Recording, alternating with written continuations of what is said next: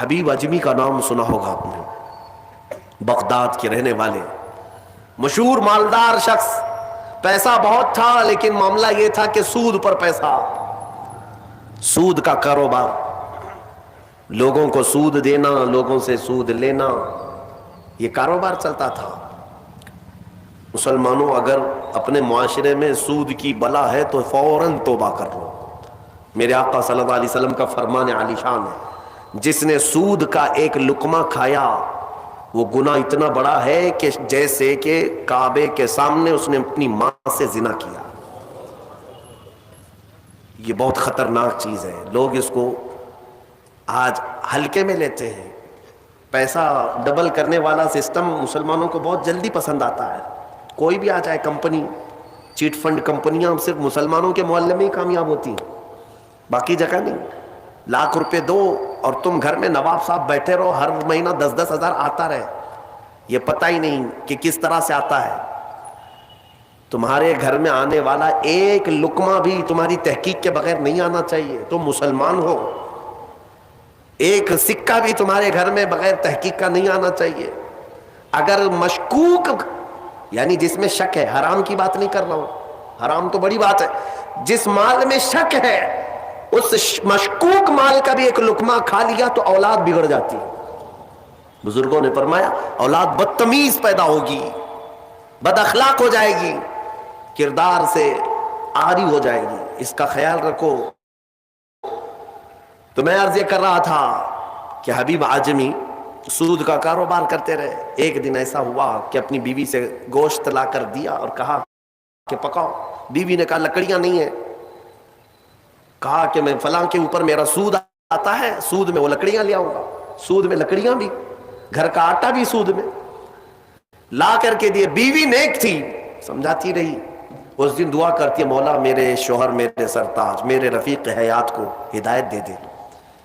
جب چولہے پر یہ ہانڈی رکھی گئی، کھانا پک گیا، یعنی سالن پکا تو اس نے اتارا، حبیب اجمی دسترخوان پر تھے، ہانڈی کھولی گئی تو اس میں پکتا ہوا خون تھا، خون کے علاوہ کچھ نہیں۔ حبیب اعجمی نے پوچھا یہ کیا ہے؟ بیوی نے کہا جب لوگوں کا مال سود میں لا کر کے دو گے تو اللہ تعالیٰ تمہیں دنیا میں ہی خون کھلا رہا ہے، آخرت میں کیا عذاب ہوگا۔ بات اثر کر گئی، بات اثر کر گئی دل پر، اور ڈر بھی گئے کہ اپنی آنکھوں سے دیکھا کہ پکتا ہوا گوشت خون بن چکا ہے۔ فوراً پورے جسم میں کپ کپی طاری ہو گئی، توبہ کیا، کھڑے ہو گئے۔ گھر سے باہر نکلے تو راستے سے جا رہے تھے، بچے جو کھیل رہے تھے، ایک بچے نے پکار کر کہا اے بچے ہٹو، یہ سود خور آ رہا ہے، اس کی چھاؤں کہیں ہم پر پڑ گئی تو ہم برے ہو جائیں گے۔ بچوں میں بھی یہ بات آ گئی تھی۔ حبیب اجمی کو آج دل پر بات لگی، میرا رب کسی کے لیے ہدایت دیتا ہے تو کچھ ذریعے بنا دیتا ہے۔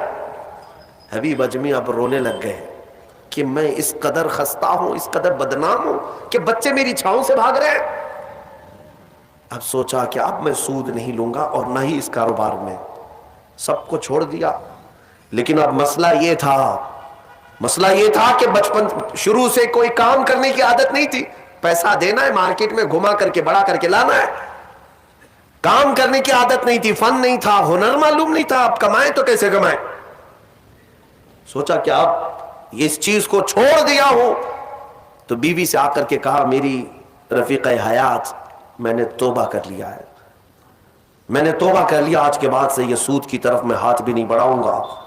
بیوی سجدہ شکر ادا کرتی اور کہتی ہے میرے رفیق، اے میرے زندگی کے ساتھی، اب فکر مت کرنا، میں تم سے کسی چیز کا مطالبہ نہیں کروں گی، آدھی روٹی بھی لاؤ میں صبر کروں گی، آدھی روٹی بھی آئی تو میں صبر کروں گی، اس لیے کہ آپ حلال رزق کی طرف جا رہے ہیں۔ کاش ہماری عورتیں ایسی ہوں جو اپنے شوہر کو سیدھے راستے پر لانے کا سبب بن سکے، ورنہ بہت ساری عورتوں کے مطالبات کی وجہ سے مرد حرام کاریوں میں پڑ گئے۔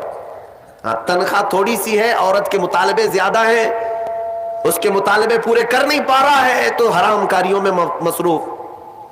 بہت سارے مردوں کے بگڑنے کی وجہ ان کی عورتیں بنی ہیں، اور جب پورا نہیں کر پاتے اور پیسہ بھی نہیں مل پاتا تو پھر نشے کی عادت لگ جاتی ہے، ٹینشن سے مکتی چاہیے، جو روز عورت مجھے گھر پہ جاتی پریشان کرتی ہے۔ میرے عزیزوں، وہ حبیب اجمی کی خاتون نے ان کو دلاسا دیا کہ جاؤ آپ نوکری کرو، نوکری کہاں کرتے, اب تک کرنے کی عادت نہیں تھی, عمر ہو گئی تھی. سیدھے گئے ایک دیہات, چھوٹا گاؤں تھا, اس گاؤں کی ایک مسجد تھی, مسجد کے اندر جا کر بیٹھ گئے.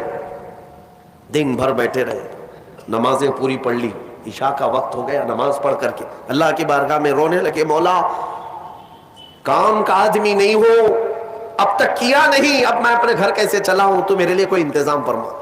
رات کے وقت آئے, بیوی نے پوچھا کوئی نوکری ملی؟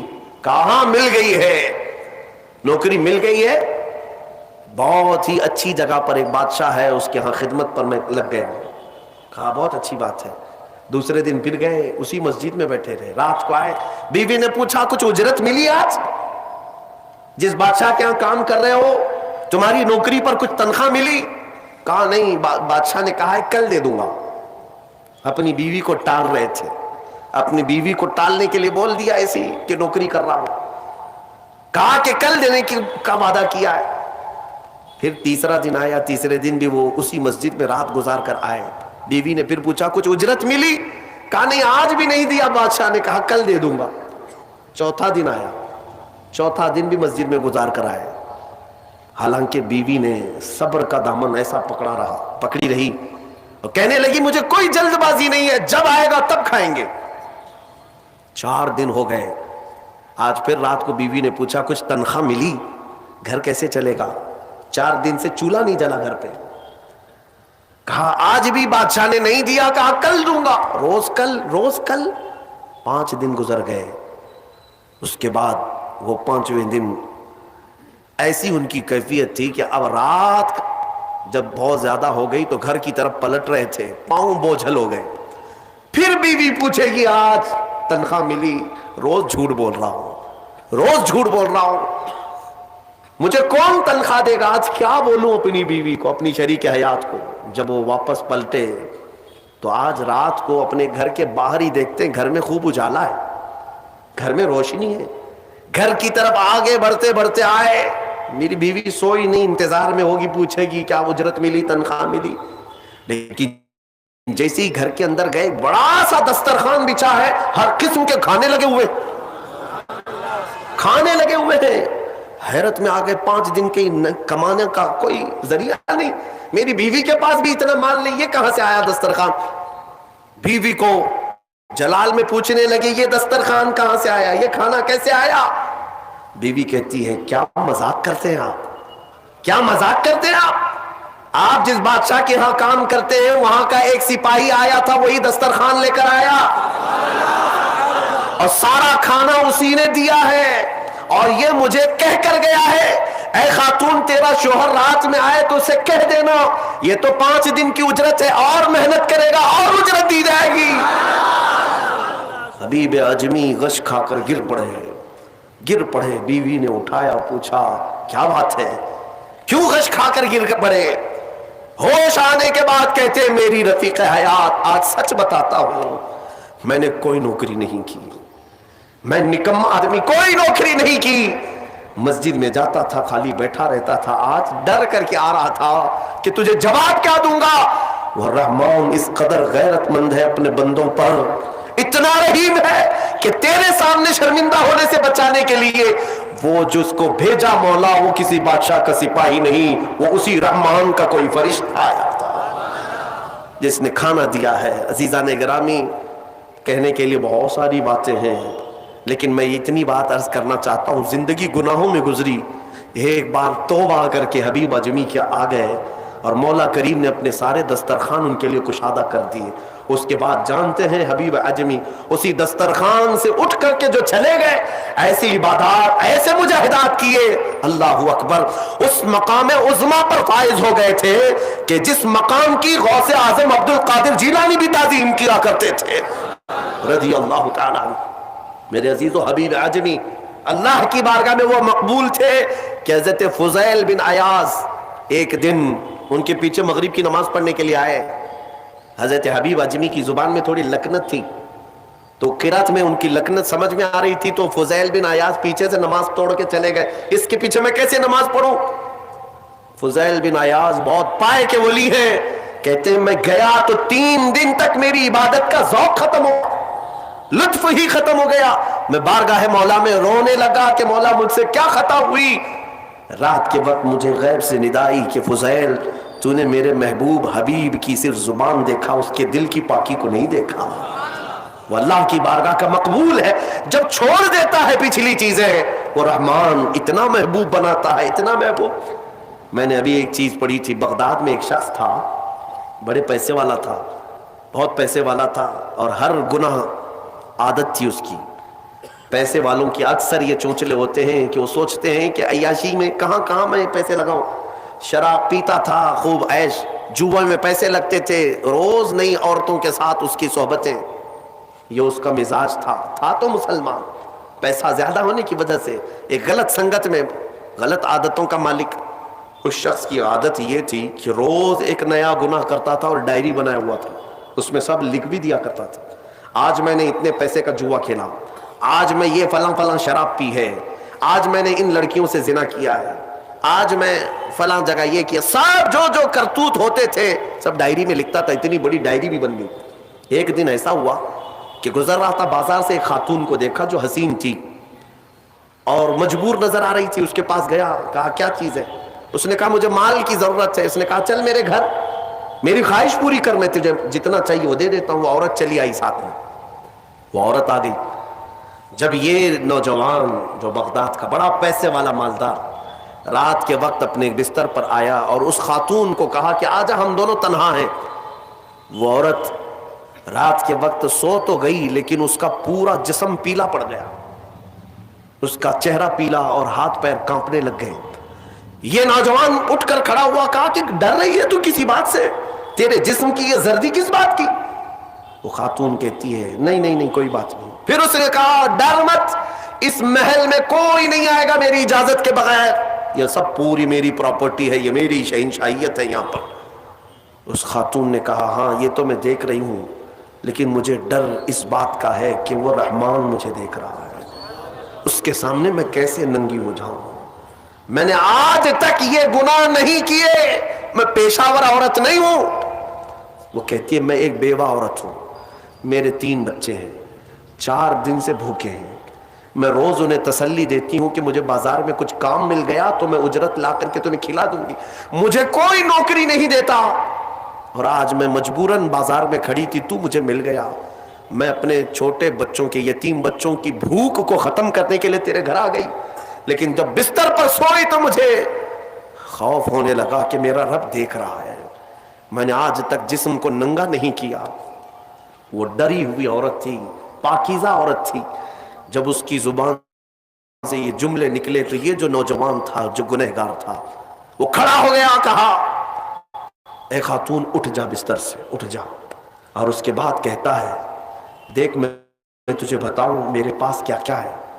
اس زمانے کی جو سواریاں تھیں, گھڑیاں تھیں, سب میرے پاس, بڑا بنگلہ, بڑی جائیدادیں, ہر طرح کے کھانے, سونے چاندی, زیورات, سب میرے پاس. مولا نے مجھے بہت کچھ دیا, لیکن آج تو نے مجھے دل دیا, آج تو نے میرے دل کو جھنجھوڑا. میرے پاس اتنی نعمتیں ہونے کے باوجود میں اب تک ڈرا نہیں اللہ سے, اور تیرے گھر میں کھانے کو ایک لقمہ بھی نہیں, پھر بھی تو اللہ سے ڈر رہی ہے.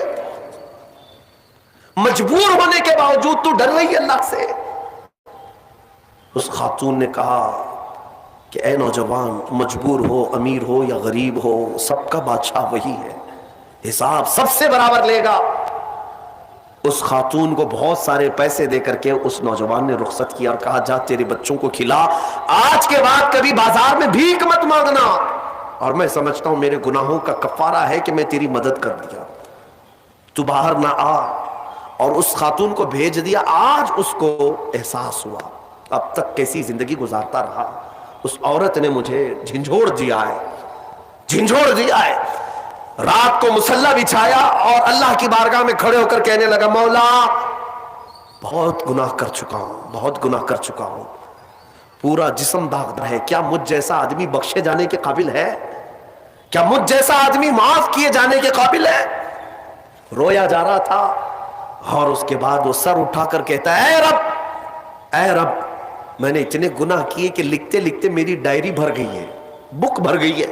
پھر تیرے پاس جو فرشتے ہیں نامہ اعمال لکھنے والے, انہوں نے کتنے اور اس کے بعد ہاتھ جوڑ کر کہتا ہے رحمان اب تیرے دربار میں اتنی بات عرض کرتا ہوں، اگر میں بخشے جانے کے قابل ہوں تو مجھے معاف کر، یا تو پھر آسمان سے آگ بھیج کر کے مجھے ہلاک کر دے، مجھے ختم کر دے مولا، میں بہت داغدار ہوں، بہت داغ دھبے لگا دیے۔